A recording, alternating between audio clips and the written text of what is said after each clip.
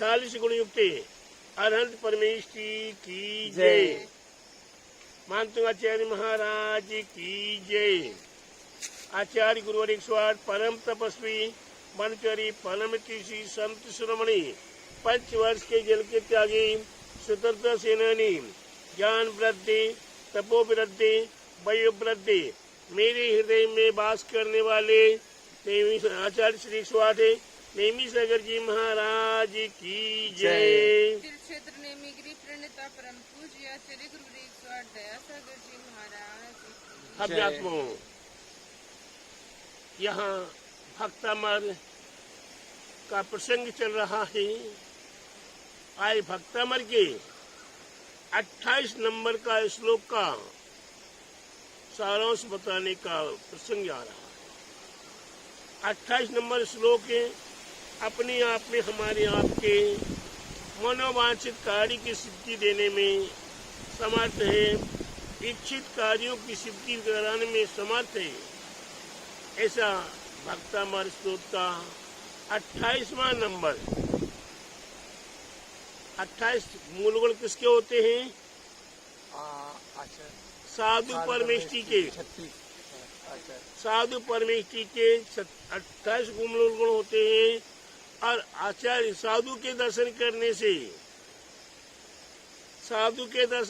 से और भगवान के दर्शन करने से दोनों में कितना अंतर है? भगवान के दर्शन किए हुआ जो पुण्य अर्जन होगा वो कालांतर में फल देगा, और साधु का दर्शन किया हुआ तात्कालिक फल को देने में समर्थ होता है। ऐसा 28 नंबर का श्लोक है। तात्कालिक फल है। हम जो मन में चाहें, मन में इच्छा करें, ऐसे कार्य की प्राप्ति के लिए ये 28 नंबर का श्लोक क्या है? उच्चेर शोक तरु संसित मुन मयूखा मा भाति रूपे ममलम भवतो नितांतम स्पष्टो लसत किरणमय तमो वितानाम बिंबम रविर्युपयो दर्पावर्षवर्ती। कितना सीधा साधा सरल रहस्य है, कितना सरल रहस्य है, सीधी सीधी सी महिमा है। बिल्कुल सरल सुगम शब्दों में हमारे आचार्यों ने कहा है। क्या कहा है? हे आदिश्वर प्रभु, ये अरहत प्रभु, ये आदिश्वर प्रभु नहीं कहा, आदि प्रभु कहा है। आदि प्रभु माने अरहंत प्रभु, हमारे लिए आदि प्रभु आदिनाथ भगवान। ऐसे अरहंत प्रभु के हम गुणानुवाद करते हैं। हमारे आचार्य मानतुंग आचार्य महाराज गुणानुवाद करते हैं। ऊंचे हरे भरे अशोक वृक्ष, क्या ऊंचे ऊंचे बड़े बड़े हरे भरे अशोक वृक्ष के नीचे, काय के नीचे? अशोक वृक्ष के नीचे आप सोने जैसे तन को लिए हुए, कैसे? आप ऊंचे ऊंचे हरे भरे अशोक वृक्ष के नीचे आप सोने जैसे तन को लिए हुए कैसे शोभायमान हो रहे हो? कैसे शोभायमान हो रहे हो? जिसका काले काले बादल छाए हुए हैं। क्या? काले काले बादल छाए हुए हैं और उसके बीच में से सूर्य निकलता हुआ दिखाई दे रहा है। वह सूर्य कैसा चमक रहा है? सोने जैसा वह शोभायमान हो रहा है। ठीक उसी प्रकार से आप अशोक वृक्ष के नीचे अति महान शोभायमान हो रहे हो। ऐसे अरहंत प्रभु, ऐसे केवली प्रभु, ऐसे हमारे महान महान ज्ञान के पुंज, ऐसे हमारे महान महिमा जन अरहंत प्रभु, ऐसे अरहंत प्रभु की हम महिमा का गुणानुवाद ही नहीं कर सकते हैं। ऐसे महान गुणों के धारक के अरहंत प्रभु को मैं अपनी ओर से क्या करना चाहता हूँ? नमोस्तु करना चाहता हूँ। आप भक्त क्या करना चाहेंगे?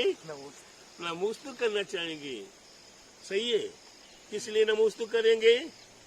तद्गुण लब्धे अहम बंदे।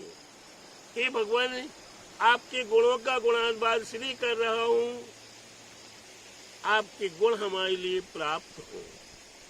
तो आज जिस तरह आप सूर्य के समान शोभायमान हो रहे हो, सारा जगत आपके शोभायमान को देखकर आपके गुणों के गुणानुवाद को सारे देश में गुण गा रहा है। उसके उपरांत भी संपूर्ण गुणों का बखान नहीं कर सकते हैं। सोधर्मेंद्र जैसे नहीं, जो सर्वार सिद्धि में 33 सागर की आयु लिए बैठे हुए हैं, वे भी हे प्रभु आपके गुणों का गुणानुवाद 1 दिन 2 दिन 3 दिन नहीं, 33 सागर तक वो आपका गुणानुवाद करते, उसके बाद भी आपका गुणानुवाद पूरा नहीं कर पाते हैं। ऐसी आप गुणों के पुंज, ऐसे सूर्य के किरणों के समान शोभायमान आप अरहंत प्रभु, ऐसे अरहंत प्रभु सारे जगत को शोभायमान कर रहे हैं। हे प्रभु, मेरे हृदय को भी शोभायमान बना दो। क्या बना दो? मेरे तन को तो शोभायमान बना रहे हो, मेरे हृदय को भी शोभायमान बना दो। क्यों? कि मेरे हृदय में तो क्या भरा हुआ है?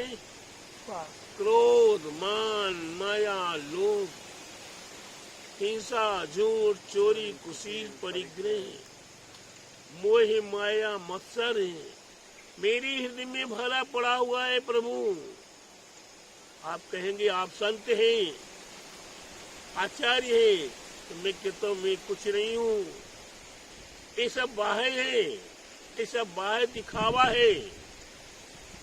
मेरे अंदर आस, अगर ये पाप नहीं भरा होता, ये गंदगी नहीं भरी होती, हे प्रभु मैं भी आपके समान होता।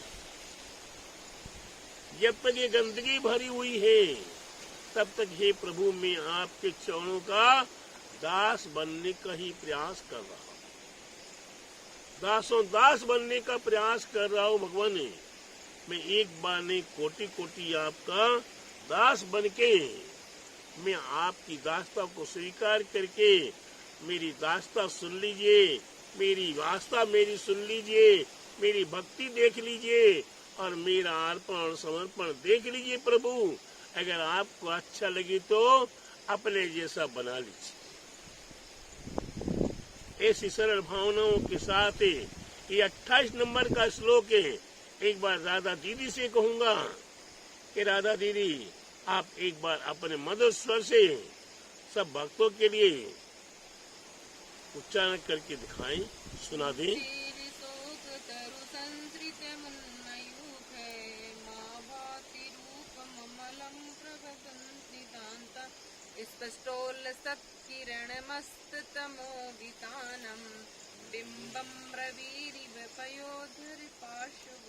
कितना सुंदर आपने सुना, कितना सुंदर आपने सुना।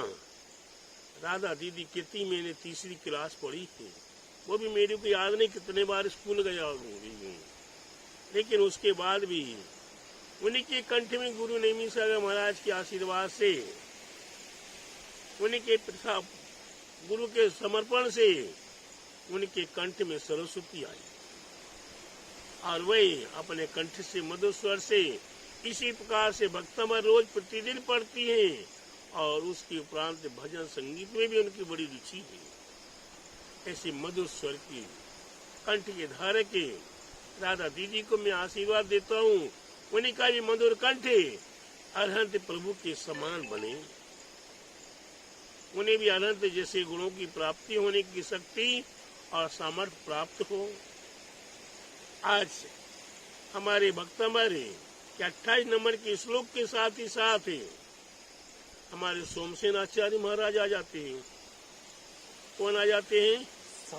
सोमसेन आचार्य महाराज आ जाते हैं, और उनको भी हम भक्तों के ऊपर कितनी करुणा करते हैं। भक्तामर स्तोत्र के ऊपर भक्तामर विधान की रचना कर लेते हैं।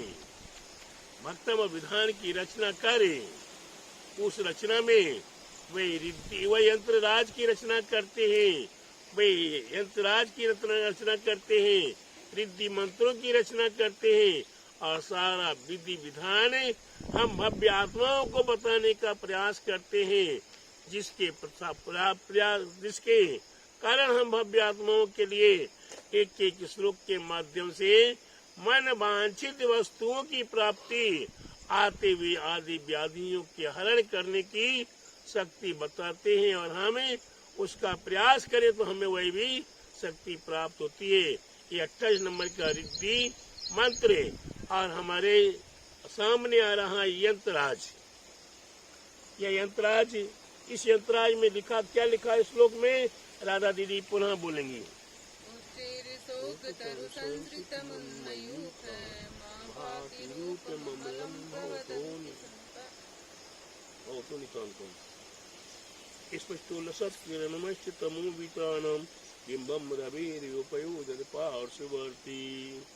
इस प्रकार से ये श्लोक लिखा हुआ है। इस श्लोक के साथ इसमें मंत्र रिद्धि लिखी हुई है। ओम ह्रीम आरम नमो महात्वानम जुरम जुरम नमः स्वाहा। इसके साथ मंत्र लिखा हुआ है। ओम ह्रीम नमो भगवते जय विजय जन्मय जन्मय मोहे मोहे सर्व सिद्धि सौभाग्यम संपत्ति सौख्यम कुरु कुरु स्वाहा। ये रिद्धि और मंत्र हुआ। इसके साथ ही साथ हमारे लिए अर्घ्य चढ़ाने के लिए कहते हैं। अर्घ्य कैसे चढ़ाएंगे, क्या बोल के चढ़ाएंगे? ओम ह्रीम आरम नमो अशोक तरु विराजमानाय क्लीं महाबीजाक्ष सहिताय हृदयिताय श्री विशव जिनेन्द्राय नमः जलादि आर्यम निरिपामिते स्वाहा। ये रिद्धि मंत्र और अर्घ्य, साथ में ये यंत्रराज आपके सामने है। इस यंत्रराज को आप सोने का पतरा 3 इंच बाई 3 इंच का बनवाओ, उस पे यंत्रराज लिखवाओ, विधिवत यंत्रराज लिखो। उसके लिए सोना नहीं तो चांदी पे लिखो, चांदी नहीं है तो तांबा या पीतल पर लिखो, कांसे पर लिखो। अगर हमारे पास यह सामर्थ्य भी नहीं है तो हमारे आचार्य मानतुंग एवं सोमसेन आचार्य क्या कहते हैं? आप भोज पत्र पे भी लिख लीजिए, और लिखने के बाद इसकी प्राण प्रतिष्ठा कीजिए। प्राण प्रतिष्ठा करके आप इसे अपने पास रखें। इसकी 10 माला प्रतिदिन, कितनी माला? 10 माला प्रतिदिन 21 दिन तक जाप करें, 48 दिन तक जाप करें, 108 दिन तक जाप करें। कोई भक्त पूछता है, गुरुदेव पुस्तकों में ग्रंथ में 21 दिन का उल्लेख मिलता है, आप 48 दिन क्यों कहते हो? आप 108 दिन क्यों कहते हो? तो प्यारे बंधु, ये भक्तों के हृदय में पाप नहीं भरा हुआ था, ये भक्तों में के मनों में ज्यादा कामनाएं नहीं थी, अधिक आकांक्षाएं नहीं थी, तब 21 का उल्लेख किया हुआ था। आज अधिक कसाय भरी हुई है, अधिक क्रोध भरा हुआ है, अधिक मान प्रतिष्ठा भरी हुई है, और उसके उपरांत खान पान की शुद्धता पवित्रता नहीं रही है। इसलिए हमारे लिए मन लगाकर 21 दिन से बढ़े तो 48 दिन तक है, और उसके बाद भी अगर हमारी एकाग्रता नहीं हुई है तो 108 दिन तक आप जाप रिद्धि मंत्र की जाप करेंगे तो यह मंत्र अवश्य आपको सिद्ध हो जाएगा। लेकिन बात ध्यान रखेंगे, 108 दिन तक भी आप जाप करें तो आपको अपने मन को पवित्र करना पड़ेगा, आपको मन वचन काया को शुद्ध करना पड़ेगा, एकाग्र करना पड़ेगा, और आपको मन लगाकर विधि बातें जाप अनुष्ठान करना पड़ेगा। तब जाकर ये रिद्धि मंत्र आपको सिद्ध होगा। और उसकी उपरांत ये लाल माला, लाल आसन, लाल वस्त्र आदि का प्रयोग करते हुए, शुद्ध खान पान रखते हुए, एक बार भोजन करते हुए, बन सके तो उपवास करते हुए आप रिद्धि मंत्र की आराधना करेंगे तो आपको इष्ट कार्य की सिद्धि होगी, आपको मन वांछित कार्यों की सिद्धि होगी। आपके लिए सर्व मनोरथ है, इष्ट बोलो, इष्ट कार्य बोलो, चाहे सर्व मनोरथ है कि आपकी पूर्ति होगी, आपकी प्राप्ति होगी। ऐसे ये रिद्धि मंत्र आपके लिए बताया जा रहा है। इसमें और भी अनेक रूप से बताया है। आपके लिए विद्या की भी प्राप्ति होगी, धन की प्राप्ति होगी, व्यापार में लाभ होगा, सुख समृद्धि होगी, सुख सौभाग्य की प्राप्ति होगी, मान सम्मान की प्राप्ति होगी। राज दरबार में जाओगे तो आपके लिए प्रतिष्ठा प्राप्त होगी, राज दरबार में इच्छित कार्यों की सिद्धि होगी आदि अनेकों प्रकार के लाभ की प्राप्ति कराने के लिए हमारे आचार्य सोमसेन महाराज ने कहा, क्योंकि जिसके पास धन नहीं होगा वो धर्म नहीं कर पाएगा।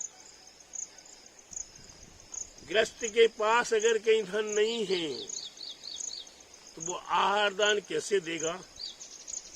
गृहस्थ के पास अगर धन नहीं है तो ये बड़े बड़े नेमीगिरी जैसे जिनालय कैसे बनवाएंगे? नेमीगिरी में बड़ी बड़ी नेमिनाथ जैसी मूर्ति, बड़े बड़े रत्नों की मूर्ति और भी अनेकों मूर्तियां विराजमान है। लगभग यहाँ 1100 से भी अधिक मूर्तियां विराजमान हैं। ऐसी मूर्तियों के कहाँ से विराजमान कर पाएंगे? आपको कहीं साधु संतों का विहार कराना है तो धन चाहिए। आपके लिए कहीं किसी प्रकार का कोई भी किसी बहन बेटी की शादी करवानी है, कहीं के किसी के रोग शोक का निवारण कराना है आदि आपको कार्य करना हो, क्या चाहिए? धन की आवश्यकता है। तो ऐसे धन दान की प्राप्ति के लिए, सुख समृद्धि के लिए धन भी आ जाए, धन भी आ जाए और घर में सुख शांति ना हो, क्या धन आ जाए और सुख शांति ना हो, कर्कशा स्त्री मिल जाए, दुराचारी पुत्र मिल जाए, आज्ञाहीन सेवक मिल जाए तो प्यारे बंधु सारा धन कचरा हो जाता है। इसलिए हमारे आचार्यों ने कहा है सुख समृद्धि, प्रतिष्ठा, सम्मान, राज दरबार में सम्मान आदि आदि आपको ये 28 नंबर की रिद्धि और मंत्र की आराधना करना। यंत्रराज को अपने प्राणों से अधिक प्रिय मानकर उसका मान सम्मान करके अपने पास रखना, उसकी यथा योग्य सेवा भक्ति करना आपके लिए अवश्य ही इष्ट कार्यों की सिद्धि होगी, आपके मन वांछित कार्यों की सिद्धि होगी और आपको इस भाव प्रभाव में धर्म का साधन अवश्य मिलता रहेगा। क्या होगा? धन मिल जाए लेकिन धन का उपयोग ना हो, धर्म का साधन ना मिले, क्या फायदा? विदेशों में है, मलेच खंड है, वहां पर धन तो है लेकिन धर्म करने का साधन नहीं है तो सब बेकार। ये हमारा भारत देश है, ये हमारा भारत देश है। इस भारत देश में स्वतंत्र धर्म है, हमें स्वतंत्र धर्म करने का अधिकार है।